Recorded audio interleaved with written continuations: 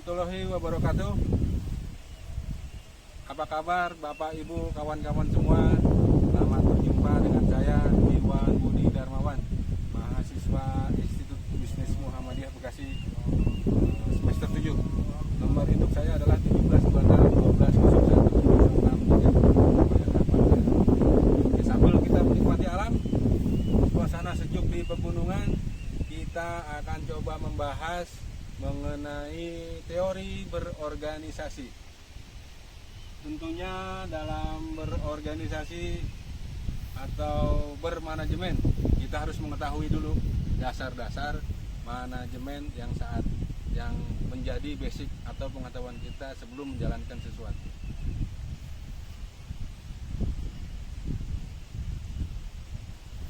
Jadi pengertian manajemen itu adalah seni atau proses dalam menyelesaikan sesuatu dalam rangka atau dalam hal-hal yang terkait dengan pencapaian tujuan. Jadi di dalam manajemen itu ada penggunaan sumber daya seperti sumber daya manusia, sumber daya fisik, nanti akan kita bahas sumber daya uang dan lain-lain. Juga ada proses itu seperti perencanaan, pengorganisasian, dan nanti juga akan kita bahas lebih lanjut mengenai hal tersebut. Kemudian juga mengenai seni, ada juga seni yang terkait di dalamnya mengenai manajemen. Apakah itu seni berkomunikasi, berhubungan baik dengan orang lain, dan lain-lain sebagainya. Suasana pegunungan yang cerah ini cukup membantu kita ya. Jadi manajemen itu manajer itu harus mengerjakan sesuatu yang benar dengan cara yang benar sehingga menjadi efektif dan efisien. Seperti yang kita terangkan tadi atau kita sebutkan tadi bahwa manajemen itu mempunyai berbagai macam fungsi. Salah satunya adalah fungsi perencanaan atau planning, kemudian fungsi organizing, maaf agak susah nyebutnya, organizing, kemudian juga mengenai fungsi directing, kemudian mempunyai fungsi pengendalian atau pengawasan. Adapun di dalam perencanaan itu tentunya ada juga kegiatan-kegiatan yang terkait dengan perencanaan. Sebelumnya kita harus mengerti dulu apa yang itu disebut dengan perencanaan. Perencanaan itu adalah kegiatan yang memprediksi atau mengantisipasi kejadian-kejadian akan datang sehingga kita bisa menentukan strategi atau taktik untuk mencapai tujuan yang kita harapkan atau tetapkan bersama. Kemudian juga ada fungsi-fungsi selanjutnya, directing atau organizing sebelumnya. Organizing dulu deh. Iya. Organizing adalah bagaimana strategi itu diterapkan dengan melibatkan banyak orang secara kondusif sehingga mereka bisa berperan aktif atau bekerja sama sehingga tujuan kita bisa tercapai. Karena memang tentunya tidak bisa diselesaikan dengan satu atau dua orang atau satu, dua, dan bagian. Ini adalah kegiatan bersama dari seluruh komponen yang ada di perusahaan. Kemudian juga ada fungsi yang lain selanjutnya adalah fungsi directing. Artinya manajemen itu harus bisa memberikan arahan, pendidikan, koreksi, dan dalam rangka mengimplementasikan kegiatan-kegiatan yang tadi sudah direncanakan. Kemudian juga ada controlling. Controlling itu diperlukan karena terkadang orang lupa dalam melakukan kegiatan bersama-sama sehingga melupakan apa-apa atau strategi-strategi apa yang sudah kita tetapkan sehingga tidak lari dari rencana yang sudah kita tetapkan.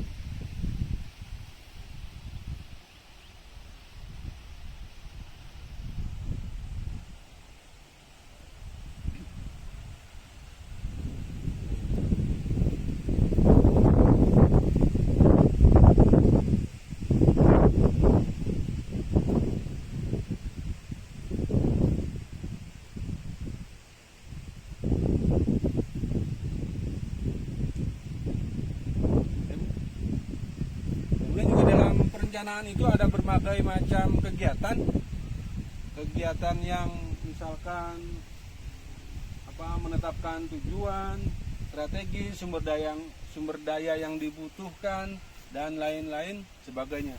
Kemudian juga organizing itu juga ada juga kegiatan-kegiatannya sehingga bisa terlaksana, misalkan menentukan sumber daya, terus tugas, perumusan tugas, terus penetapan prosedur bagaimana tugas itu bisa dilakukan.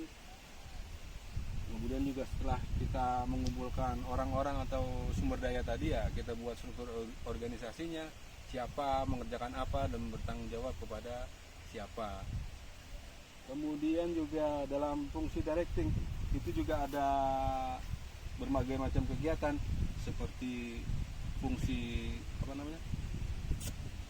kepemimpinan, terus bimbingan atau motivasi, tugas dan penjelasan rutin, dan juga penetapan standar operating prosedur.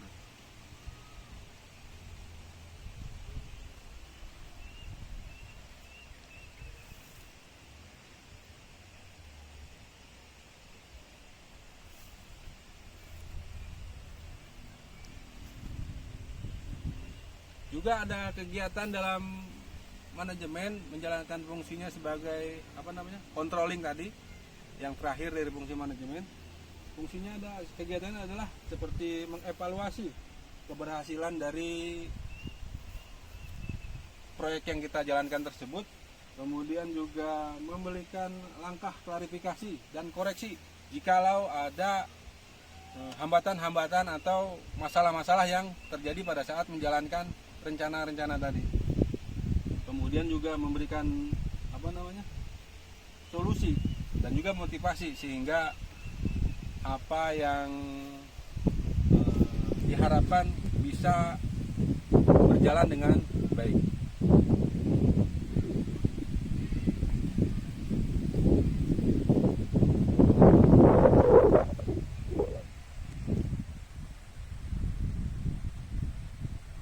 Adapun fungsi operasional dari manajemen adalah terdiri dari bermacam-macam fungsi, misalkan fungsi SDM. Fungsi SDM adalah bagaimana manajemen bisa menyediakan sumber daya manusia yang mumpuni, yang sesuai dengan kapabilitasnya. Kemudian juga ada manajemen produksi yang fungsinya adalah mengelola proses atau bahan baku diproses dengan seefektif mungkin sehingga menghasilkan produk atau jasa yang sesuai dengan harapan atau mungkin melebihi keinginan dari customer. Kemudian juga ada manajemen pemasaran yang fungsinya adalah kira-kira menangkap apa-apa yang customer harapkan, bagaimana cara pemasaran dan juga distribusi dari produk dan jasa yang dihasilkan oleh perusahaan atau bagian produksi. Kemudian juga ada manajemen keuangan.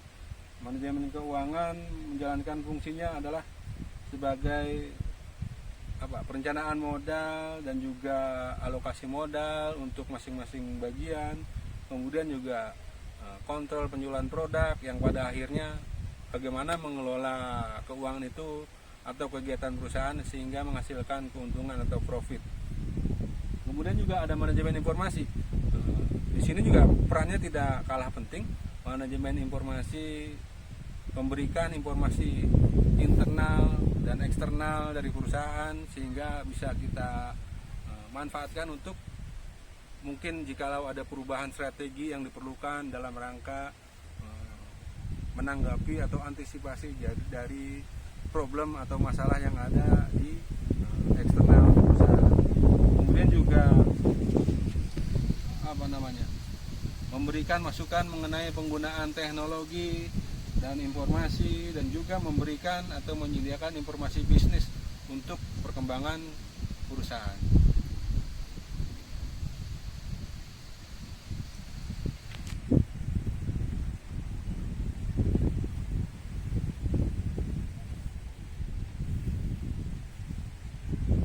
Kemudian kita beranjak kepada tema berikutnya, manajer. Manajer itu adalah orang yang bertugas menjalankan kegiatan manajemen. Tentunya manajer itu harus mempunyai kemampuan teknis, kemampuan komunikasi, kemampuan organisasi, dan juga pengambilan keputusan. Tentunya kemampuan konseptual juga sangat diharapkan dari manajer terkait. Karena kalau manajer tidak tahu teknis atau pengambilan keputusan, itu akan terasa sulit dan seringkali nanti terjadi ketidaksiapan dalam rangka pengambilan keputusan jikalau ada masalah yang berat.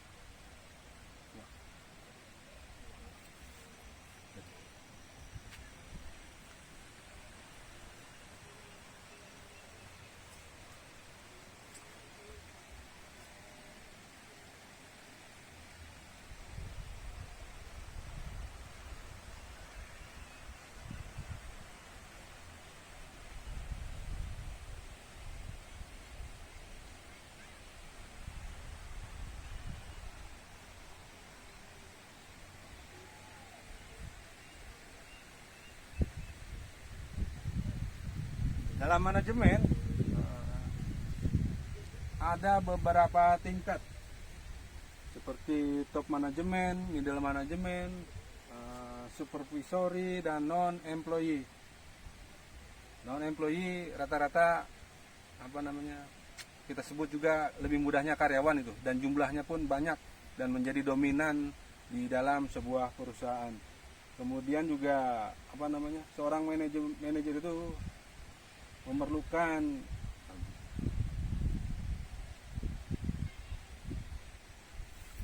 balik lagi bentar ya.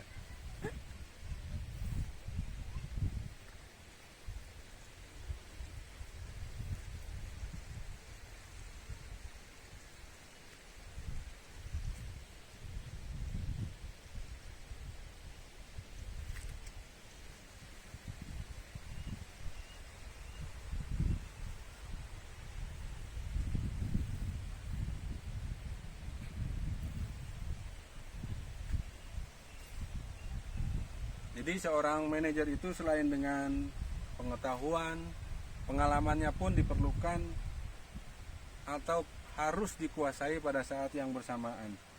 Kemudian juga seperti yang tadi, dia juga harus mempunyai keahlian sehingga bisa menjalankan fungsinya secara teknis dan atau menguasai masalah teknis, konseptual, dan lain-lain. Dan yang paling penting adalah pengambilan keputusan.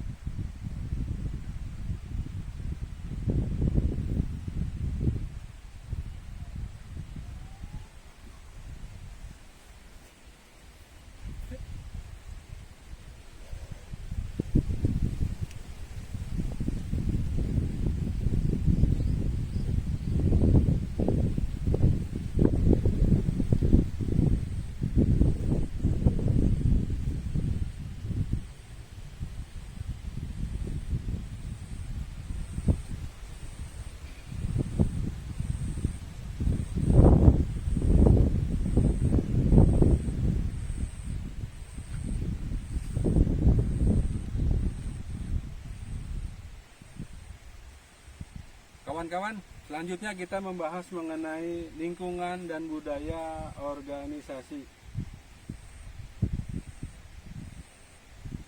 Lingkungan dan budaya organisasi. Ya, bahwa yang termasuk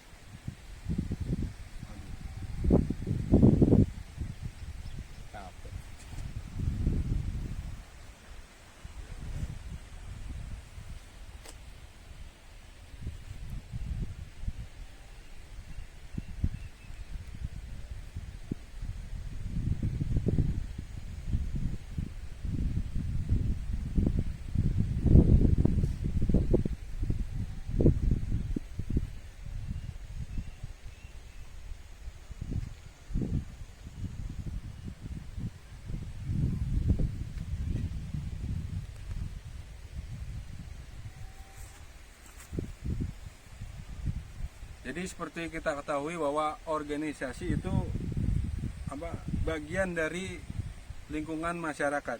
Jadi kegiatan manajemen itu wajib jangan semata-mata keuntungan saja, tapi juga wajib memperhatikan faktor terkait internal, terutama eksternal, dan yang secara mikro dan juga makro. Adapun lingkungan internal organisasi adalah seperti owner atau pemilik perusahaan, board of director atau manajemen yang ditunjuk oleh pemilik perusahaan untuk menjalankan perusahaan. Kemudian juga ada employee atau karyawan yang merupakan unsur sumber daya manusia yang sangat dominan dalam menjalankan perusahaan. Kemudian juga ada lingkungan fisik seperti sumber daya uang, bangunan, sumber daya alam, dan juga sumber daya informasi. Dan yang paling kita perlu perhatikan juga adalah mengenai lingkungan eksternal organisasi.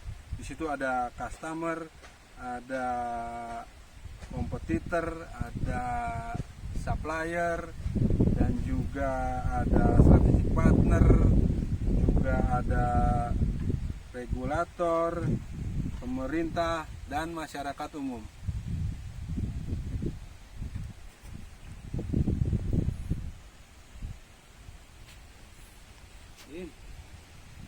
Halo, banyak hal di syuting kamu itu di telepon ini. Apa namanya? Bisa gabungin video nggak? Nanti misalkan itu. Enggak. Ayo jadi ngulang-ngulang. Dewa ya. Ayo dewa dari enggak ya? Yang ikutin ya.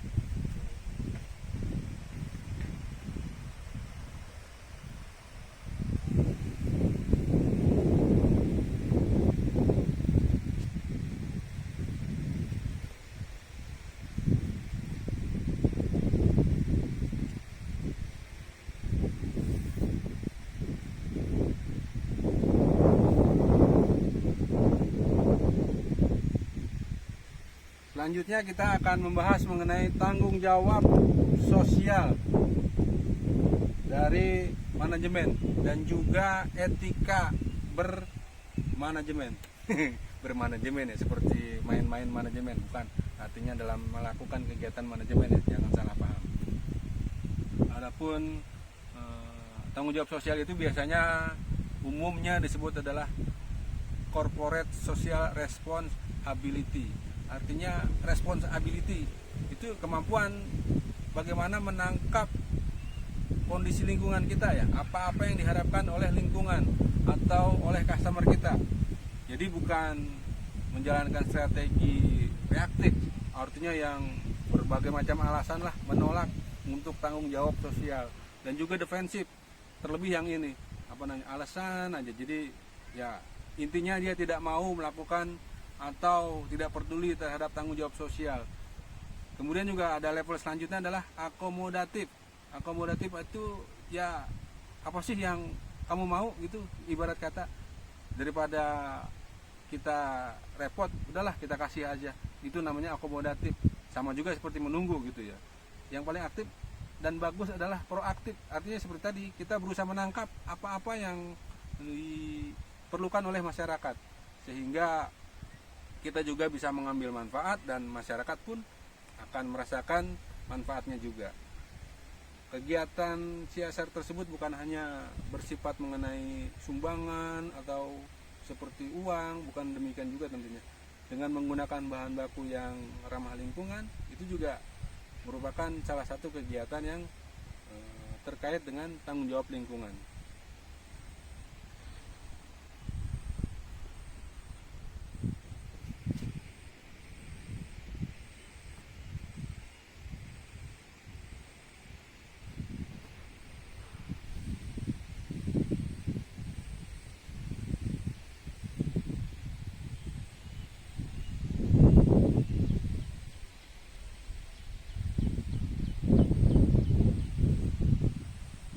Kemudian kita membahas mengenai etika bermanajemen. Tentu saja manajemen itu harus ada etika ya. etika itu adalah standar moral yang sudah kita ketahui bersama atau disepakati bahwa itu baik.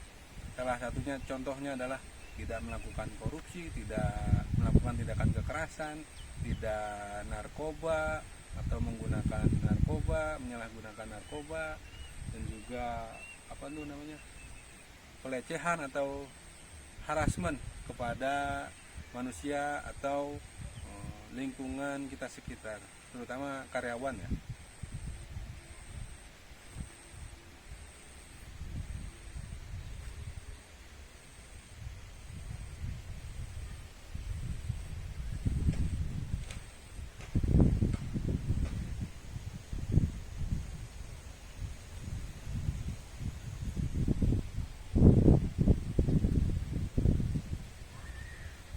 Cukup aja kali ya, tadi.